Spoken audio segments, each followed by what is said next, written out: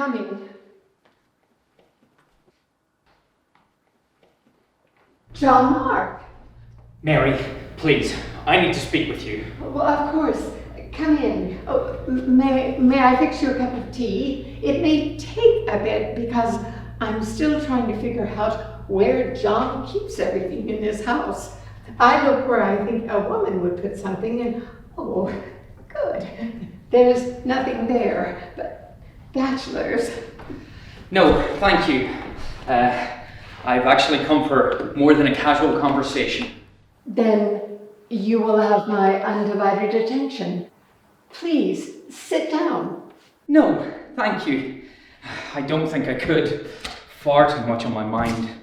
You know, I find that walking and pacing, it helps me think. Oh, it drives my mother crazy. Would you sit still for just a minute so I can catch a glimpse of you? I just seem to think better this way. Then pace all you like, but I will give these weary bones of mine a rest, if you don't mind.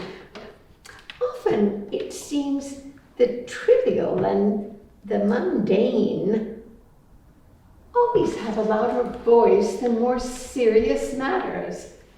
The little day-to-day issues seem to fuss about you like an unhappy child crying for a biscuit when what you are trying to do is fix a somewhat healthy tea. Yes.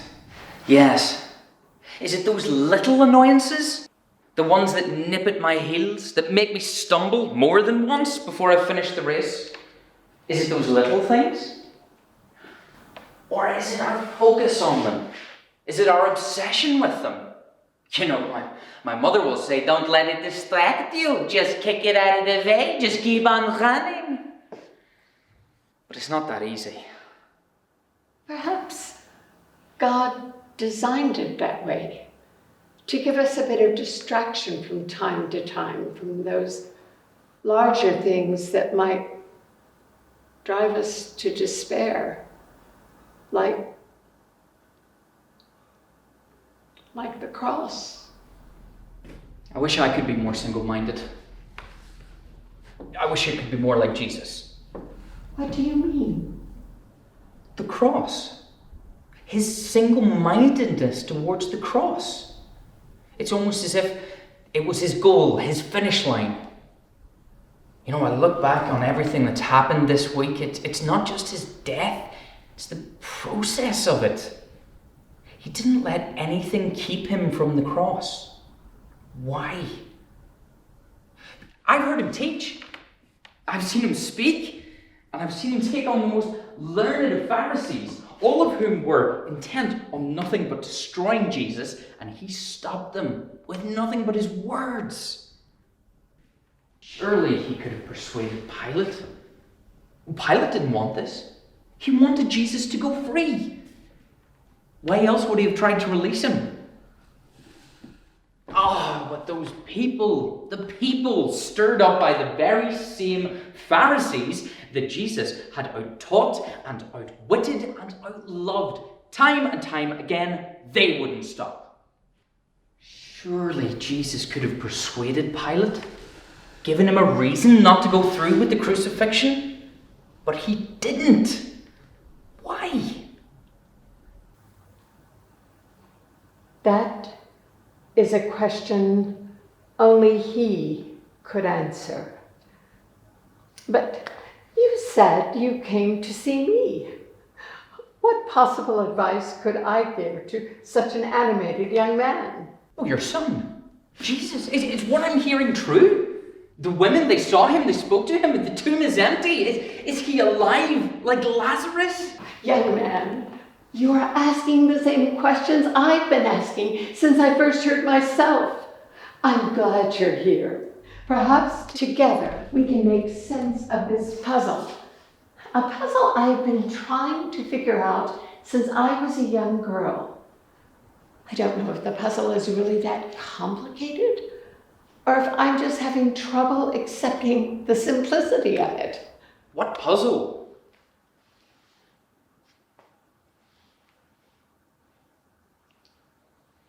When I was not much younger than you.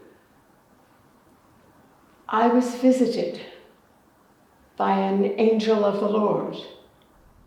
Like Abraham? And Jacob and Gideon? I never thought of it that way before, but yes. And if his words to our forefathers prove faithful, then I can trust his promises still, even though the circumstances right now don't seem to affirm them. What promises? The birth of Jesus. No, it was more than that, for that part came true. It was the reason for his birth, the fulfillment of God's promises that I'm having trouble making sense of. What did they say? First, he told me not to be afraid. And then he told me that I had found favor with God. I didn't know how to take that. I was no one special, just a simple girl, not that different from any other girl in my village. But now I know the fact that I had been given favor by God had nothing to do with anything I did, but everything to do with who God is. His favor was given to me, not earned. Yes, that's what Jesus was all about. Those he touched, those he healed, those he freed from demons, that was given, not earned. And maybe that's why the Pharisees didn't know what else to do with it, except to kill him. And that is my puzzle, as well as my great sorrow, his death.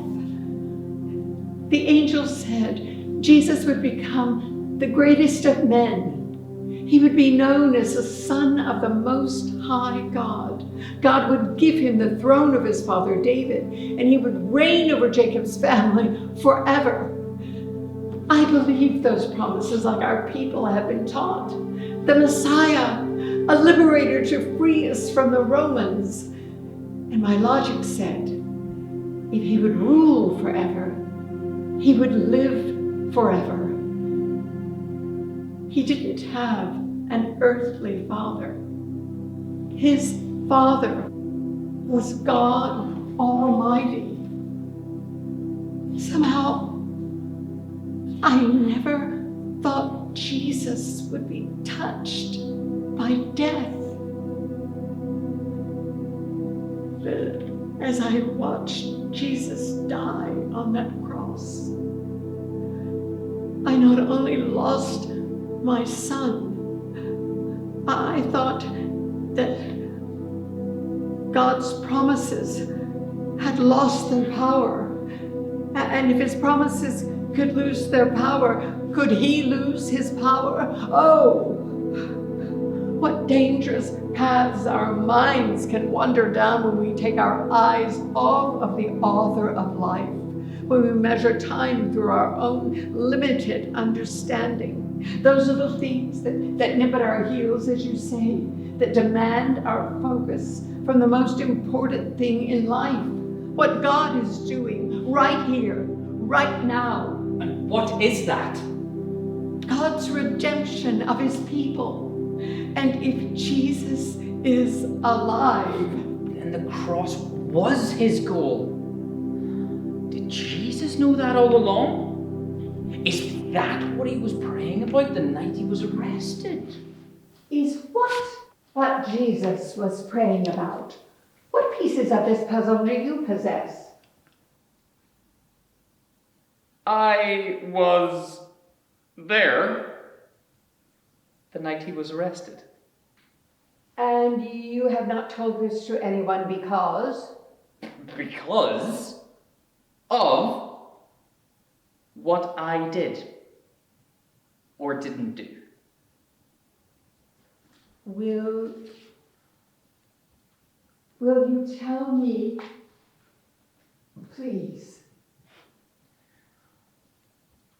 I knew that Jesus and the disciples were in Jerusalem for Passover. The way that Jesus had asked them to find a place to celebrate Passover, well, It was fodder for gossip in the towns. It doesn't stay secret for very long. I wish I could have been there. But I was observing Passover with my mother's family. All had gone to bed. Oh, but I couldn't sleep. There was an excitement in the air. An agitation, a tangible darkness. I was in bed when I heard a chorus of men's voices laughing and talking, and one in particular arguing. Peter. Well, I poked my head out the window to watch and listen and in some small way be a part of what was happening. Jesus had apparently just told the 12 that they were all going to desert him. No, there were 11. I remember I counted the group and there were only 11. I can't remember who was missing or why, because my thoughts were interrupted when I heard Jesus say, "All of you will desert me tonight. Just as it is written by the prophet Zechariah, I will strike the shepherd and the sheep will scatter." But then he said, "When I am raised up, I will go ahead of you to Galilee." When I am raised up, he knew. He knew it all. Well, then it must be true. The women did see him. Yes, it is true. I saw him. I spoke with him. Mary! It's so good to see you again, my dear. Come in and join us. That is what the angel in the tomb told me to tell the disciples, to meet Jesus in Galilee. When did he say this? John Mark is telling me what happened the night Jesus was arrested. What happened next? A deafening silence came over the group, and Jesus touched a few of the men to reassure them. And then they turned to resume their journey. It was at that point that I think he glanced at me, peering out of my bedroom window, inviting me to come on a journey that I too would fall short on.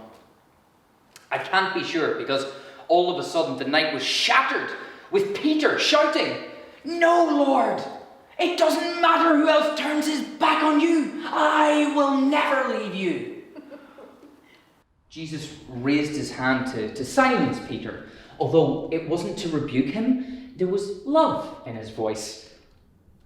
I think it was more of an effort to keep Peter from making an even bigger fool of himself than he already had.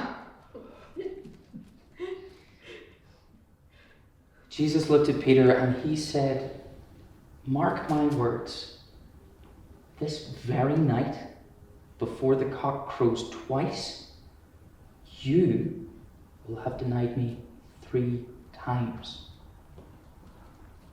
But instead of quieting Peter, he just got even louder. He said, "No, teacher, even if it means I have to die, I will never deny you." And of course, the others, they all found courage in Peter's words, because they're all shouting, "I will never leave you, and I will never leave you." And I think I got caught up a bit in the moment as well, because the next thing I realised, I was following them down the street in nothing but a bedsheet. Well, I didn't know where they were going, and I didn't want to take the time to dress because I thought I might lose them, so I followed them. I followed them to the Garden of Gethsemane, and when they stopped, I slipped behind an olive tree. Jesus said to the disciples, "Wait here while I pray." But he didn't go alone. He took Peter and John and James with him. So I thought it would be okay if I followed along at a distance. But as that distance between Jesus and the disciples grew, so did his distress. A visible sorrow like I've never seen before seemed to come over Jesus. He said to the 3, "My heart is so heavy, I feel that I could die. So wait here and stay awake to keep watch. Well, I thought I should stay with the three and keep my distance, but there's a voice in agony that cannot be silenced. I heard him. I heard Jesus speak to his Father like I've never heard anyone speak to the Almighty before. And as he walked away, he seemed to crumble under the weight of his burden. He fell to the ground and he said, "Abba, Father, please. For you, I know anything is possible. So please take this cup so I don't have to drink from it. But whatever happens, let your will be done, not mine." The cross. He must have been praying about the cross. Oh, Mary, oh, please forgive me. I didn't mean to bring you back to this pain. No. It helps to know that Jesus could have walked away from the cross, but he didn't. The cross, that is the key. His death, his sacrifice, his sacrifice. Jesus was God's sacrifice. He said it himself. For the Son of Man came to seek and to save that which is lost. Oh, please, please, I need to hear it all. Well, Jesus got up from praying and returned to Peter and John and James, and he found them fast asleep. He woke them up and he said, "Couldn't you stay awake for an hour? Stay awake and pray that you aren't led into a trial of your own." I know that while the spirit can be willing, the body can betray it. Well, this happened 3 times.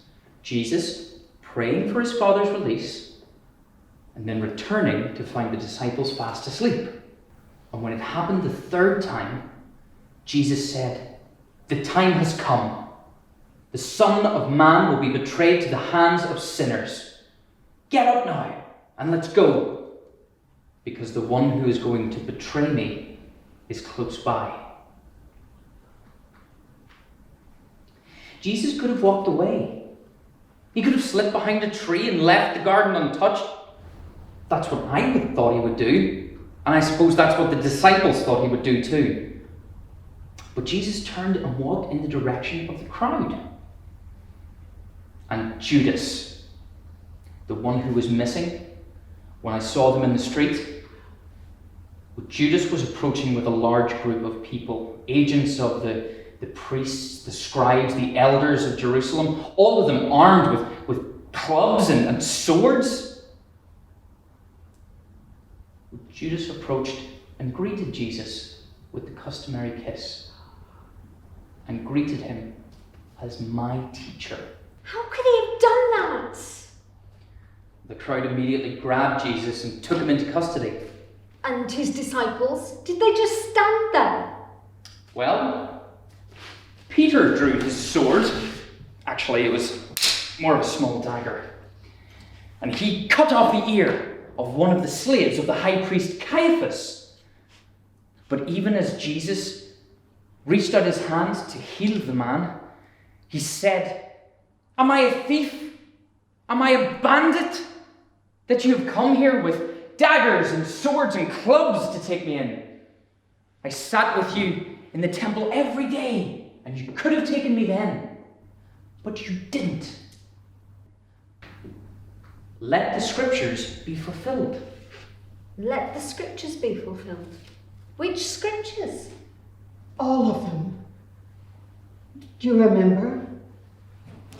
Jesus said, "Do not think that I came to abolish the law or the prophets. I did not come to abolish them, but to fulfill them." You were right. Jesus was focused on the cross for a reason, to fulfill fulfill God's requirement of a perfect sacrifice, the perfect sacrificial lamb. The disciples fled. So did I. John Mark, you had no business being there in the first place. No, I know, but I wanted to be one of Jesus' followers. You know, like Peter. But I ran.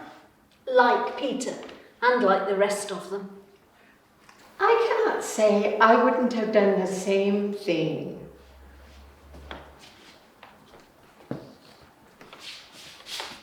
How did you get away?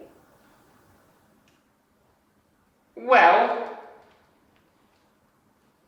when the crowd grabbed me, I was able to wriggle free.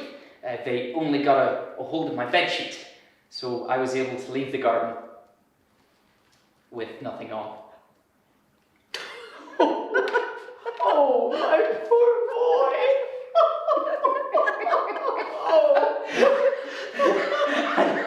I left them holding just the bedsheet.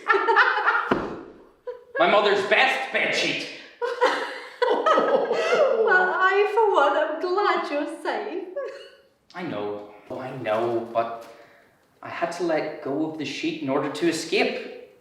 I had to let go of what was covering me, what was protecting me. But as I ran, I realized that it wasn't the bedsheet that I missed, it was Jesus. He was my covering, he was my protection.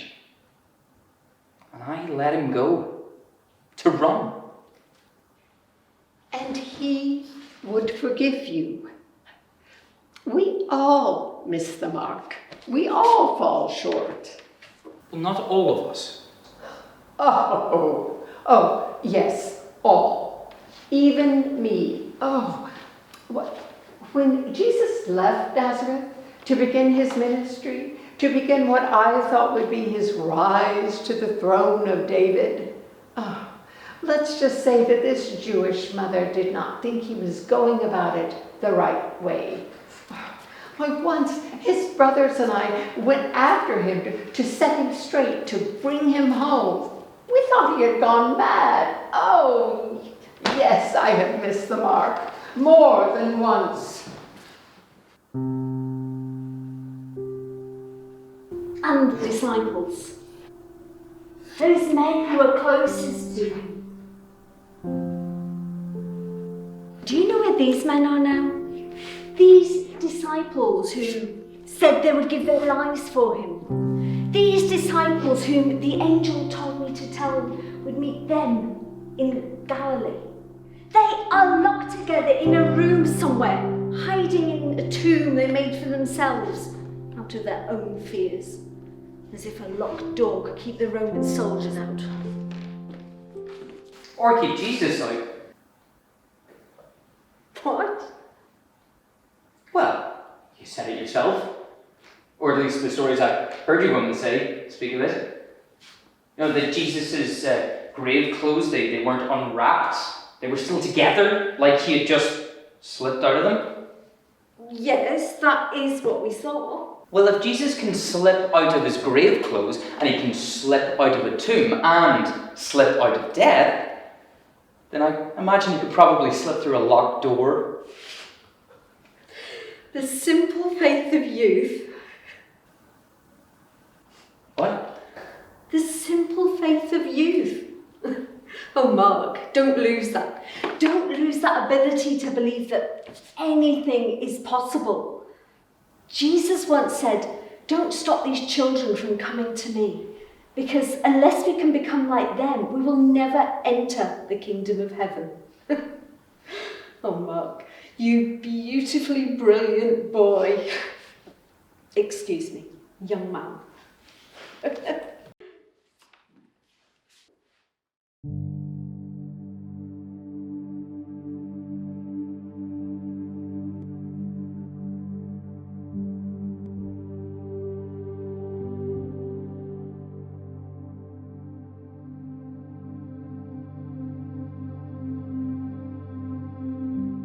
I'm going to Galilee.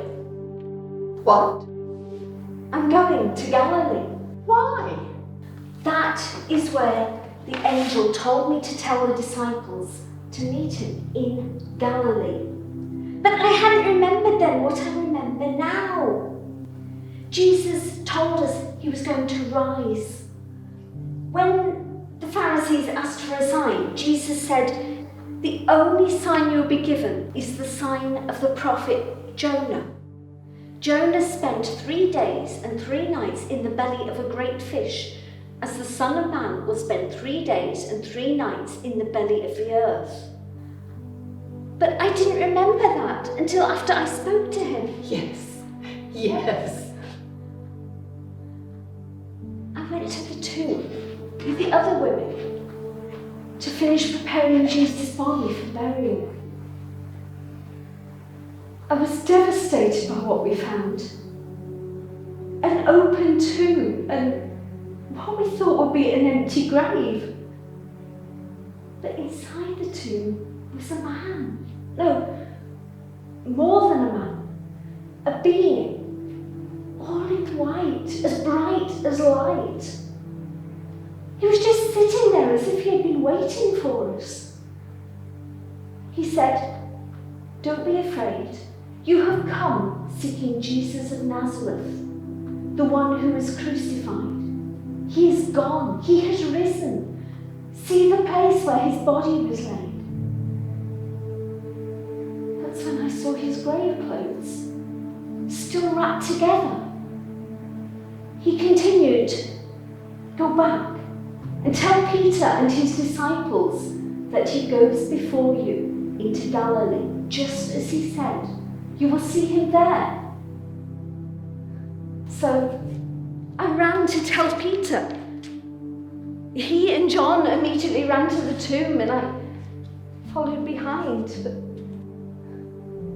by the time we got there, I had to stop.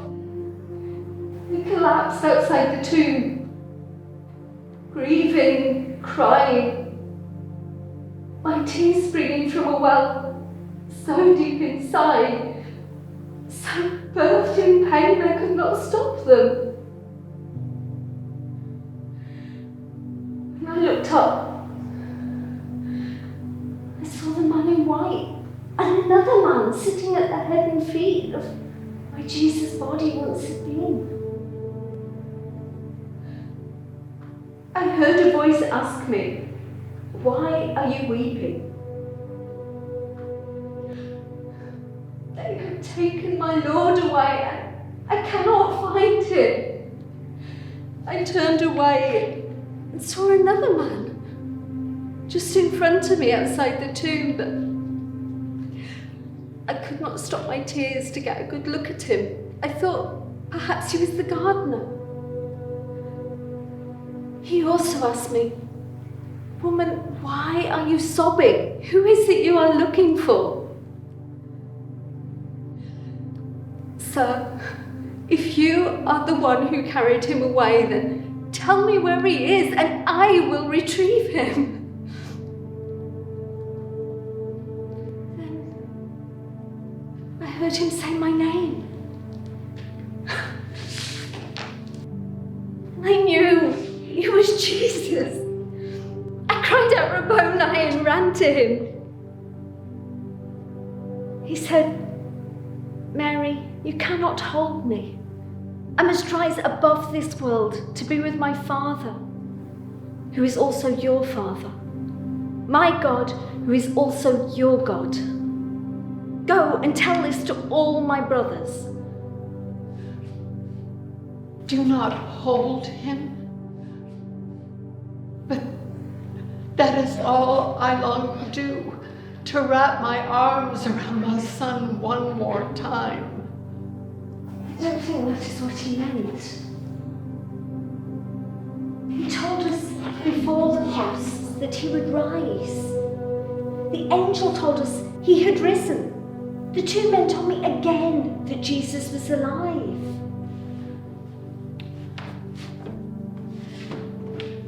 But I could not grasp it.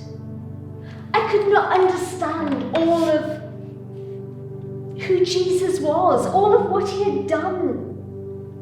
To me, he was the same man I had been touched by, healed by, the same man I had walked with, saw teach and heal and judge the Pharisees, and then die on that cross.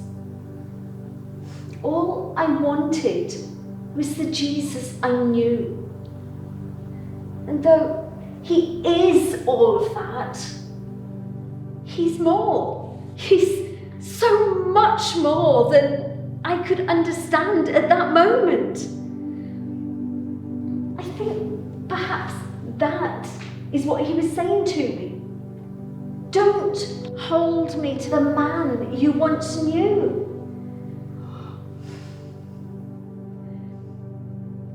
Don't expect me to remain the same, for that which I came to accomplish is finished.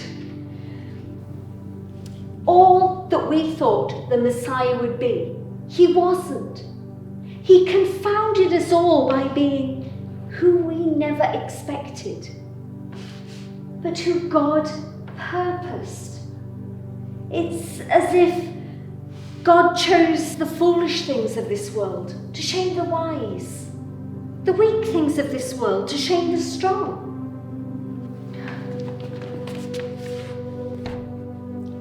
Think about it.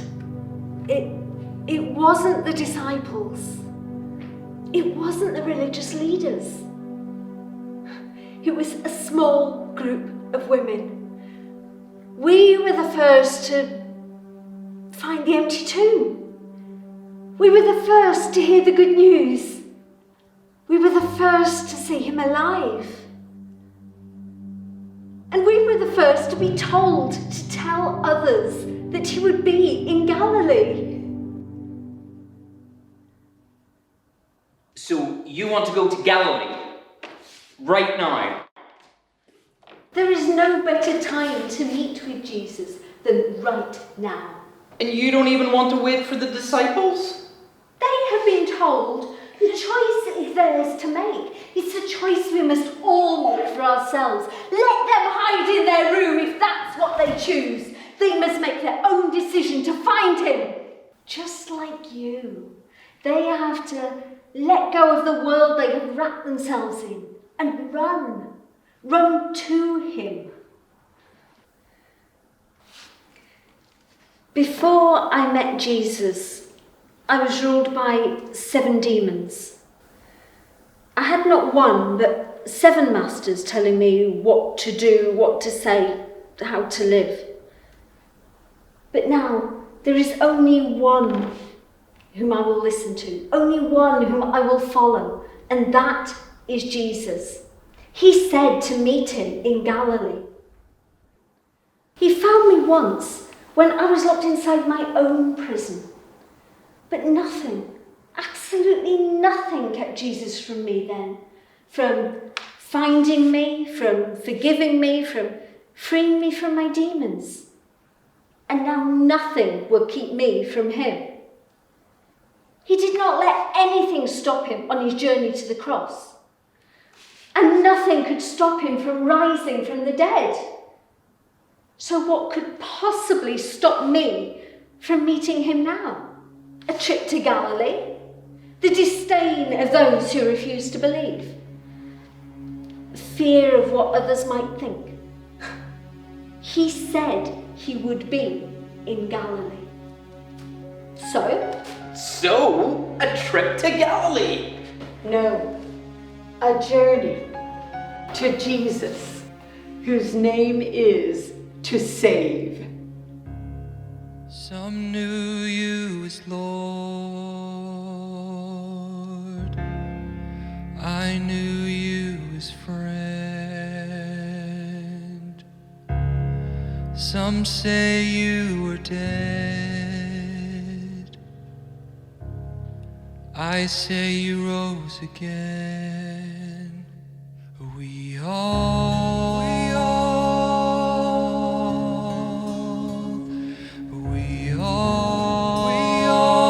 miss the mark. We all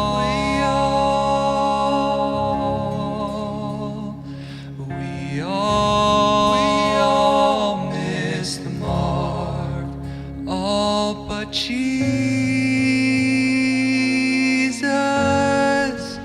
all but Jesus,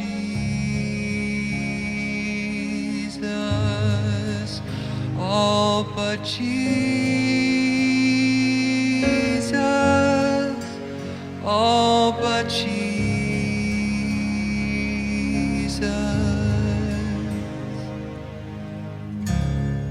They took you away,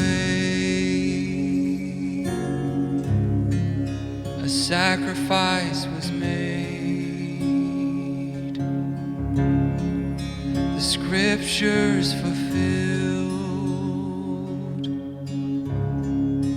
in only 3 days we all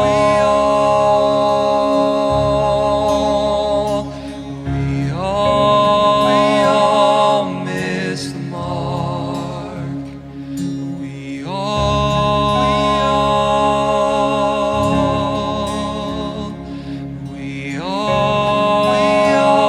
missed the mark. All but Jesus, all but Jesus,